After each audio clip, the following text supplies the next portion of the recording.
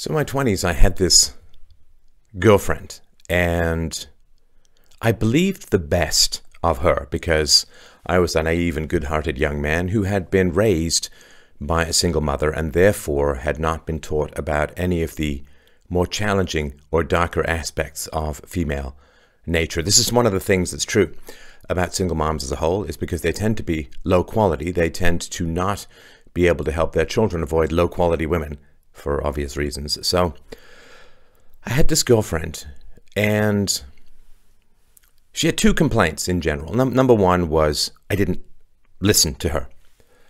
And so I would put on my attentive and listen and so on. And sometimes when I would listen to her, I would, disagree with her. It turns out that's kind of what she meant. That it wasn't that I wasn't listening to her. It's that I was listening to her, but sometimes disagreeing with her. So listening meant to agree. In other words, to self-erase, to be a bland, balding mirror for her own preening vanity. And that was not a good thing. Now, the other thing she used to complain about is she listened to me on the phone with my male friends. And like a lot of guys, we were talking about the world, philosophy, ideas, economics, politics, and so on. And she used to, not eavesdrop, but, sort of be in the place when I was on the phone. And she'd complain to me afterwards. It's like, well, why don't you ever talk about your feelings? Why don't you ever talk about, what's going on in their lives, how their marriage is, and so on, right? And I realized afterwards, and I tried a little bit of this, but it didn't really feel right. And, with my male friends, if we have important emotional stuff to talk about, we'll talk about it. But there seems to be more important work to do in the world today rather than forever gazing up your own navel at your own feelings, at least for me. But I realized that she wanted to make, and I'm not saying this was conscious, but she wanted to make my conversations with my male friends awkward by saying, well, you need to talk about your feelings, otherwise it's not a real conversation. It's like, no, that's what you do with your female friends, and that's totally fine. But it's not what we're doing. Now, it turns out, right, so she was a little bit on the unstable side, and this sort of came out after a while, right? So there's this female chameleon thing where women are what you want up front, and then slowly the mask begins to slip over time. And she wanted me to not be close to my male friends so that they couldn't give me any feedback on her behavior, right? So this is a way of blocking male friendships. And you see this happen all the time, right? Male friendships, it's a bromance, it's semi-gay, it's marked, it's, because when men band together, they are much stronger and they can pass along masculine wisdom to each other, which is to the detriment of, well, less stable members of the fairer sex and so on. And so I thought that she was interested in making me a better person. Kind of turns out that she was only interested in controlling me. Now, these thoughts came up to me recently when I was reading about, I know it sounds like a stretch, but it'll make sense. When I was reading about the open-air slave markets in Libya. So the migrants who are swarming up from sub-Saharan Africa trying to get to the welfare state paradise of Europe passed through Libya. Libya, of course, was destroyed by Hillary Clinton's State Department and Barack Obama's presidency, wherein they basically oversaw the overthrow and murder of Muammar Gaddafi, who said to them, if you destroy me, if you destroy the government of Libya, there will be free passage and open roads from Africa to Europe. I am blocking the migrants who want to get to Europe. But they went ahead and did it anyway. And now, what has been foretold by the late Gaddafi has come to pass.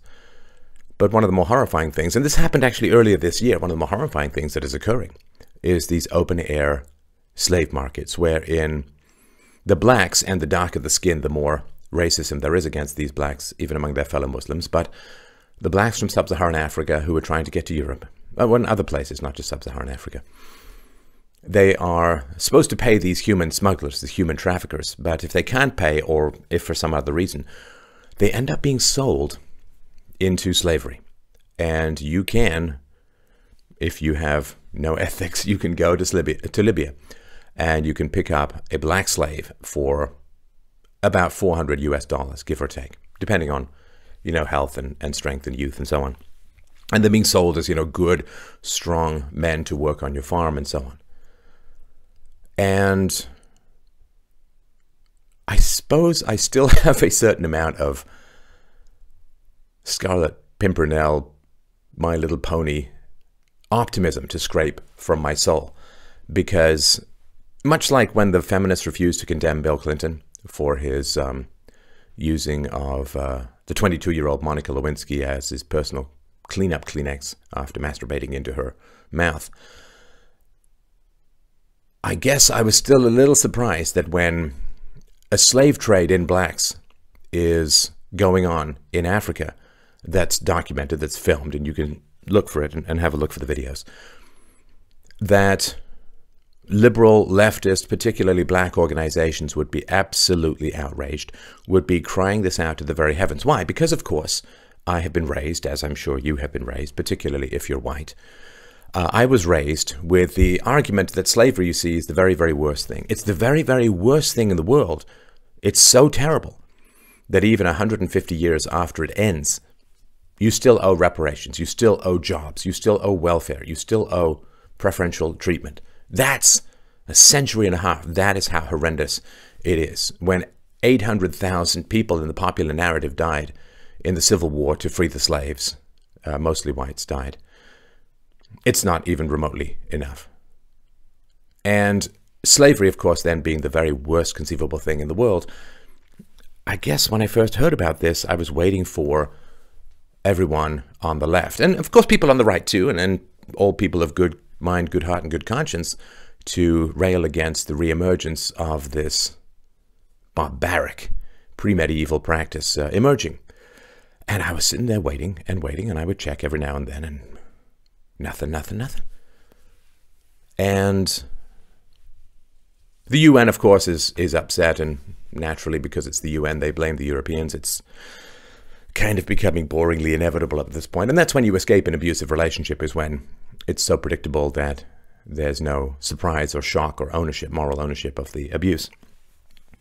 But there's really been precious little that has been said by a wide variety of organizations that claim to really be into human rights. And the question is, why? Why is there not this massive outrage among black groups, among leftist groups, among liberal groups, among everyone who cares? I've seen this show up on right-wing websites. I've seen this show up on neutral websites and a few leftist websites, but it's not really gathered any popular momentum. This should be a massive story, the reemergence of slaves in Africa, the reemergence of black slavery. Now, I know it is just popping up. There's indications that there are tens of millions of slaves around the world. But this is one, it's documented, it's local, it's specific, and it has emerged as a result of Democrat policies of destroying Libya as it stood. So why? Now, I guess I began to sort of think about this in a way that is, to me, both liberating and enraging. The truth will set you free, but first of all, it's really going to piss you off. And the way I sort of formulate it in my mind, and let me know what you think in the comments below. I'm always curious to get the hive mind feedback. And the way that I view it is two things. Number one, it's Muslims who are running the slave trade in Libya. So, because it's not white people owning slaves, like far more slaves went to Brazil than went to America, but there's not that same thing because it wasn't always whites who were owning and so on. And again, in America, 3 or 4% of whites actually owned slaves. It was a very upper class thing. I mean, a slave cost as much as a good car these days. So because it's Muslims who are owning and running the slave trade in Libya, I guess it doesn't fit any particular kind of narrative. And the second thing is that I really hesitated on this for a while, but I can't think of any other way to describe it. The reason why there's no particular outrage in the West, particularly America, particularly among black organizations whose, if you're African American, there are Africans being sold in slave markets at the moment. Why is this not a huge thing? And I hate to say it, but I think it's probably true. There's no money in it. There's no economic advantage in it. There's no profit in it. The Muslim slave trade, as I've talked about repeatedly throughout history, has, well, killed about 100 million blacks or so. I mean, it's a massive, horrifying thing that happened. I don't see a lot of movement for guilt or reparations or anything like that. So there's that one aspect of it. And there's just no money in it. Like, you'd spend money, I guess, to go and publicize this and figure out how to solve it and save it and so on. But there's no affirmative action in it. There's no set-asides. There's no free federal money for minority-owned businesses. There's no particular money in it. And that is both liberating and extraordinarily enraging. It liberates me from any sense of white guilt. And I didn't really have a lot, but, you know, any vestiges, gone. Because do you really care about slavery? I mean, slavery 150 years ago, if you can keep pounding that white guilt button, you can keep getting the vending machine of white guilt to cough up infinite resources.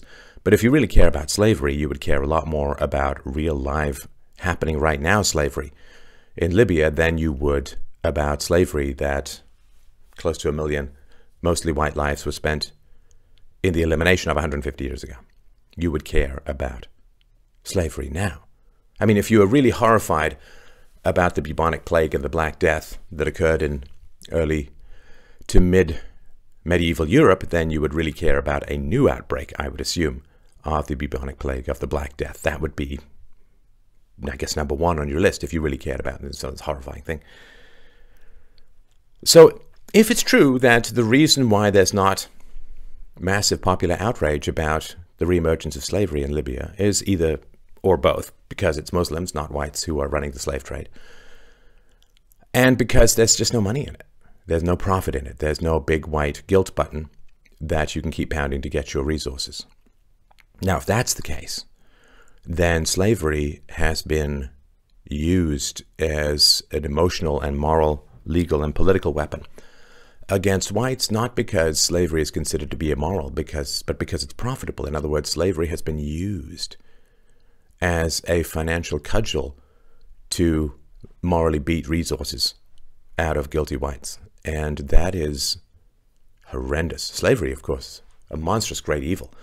And whatever you think of white Western European Christian males, it was, in fact, white Western European Christian males who spent massive amounts of blood and treasure to end the worldwide practice of slavery that had existed in all cultures across all times throughout history. So to use slavery, and I think this indicates that most people don't really care about slavery, because otherwise they'd be rousing for massive action about what's going on in Libya. They don't care about slavery, but they do care about getting resources. Now, if you use the historical wrong of slavery, not because you really care about it or think that it's wrong, but just in order to gain resources, you are really using people who were enslaved and their subjugation and the horror of their existence. You're using it to get resources. You're using it to guilt people into giving you money and power. I can't think of a worse thing to do. I mean, I might be able to tomorrow, but I sure as hell can't today.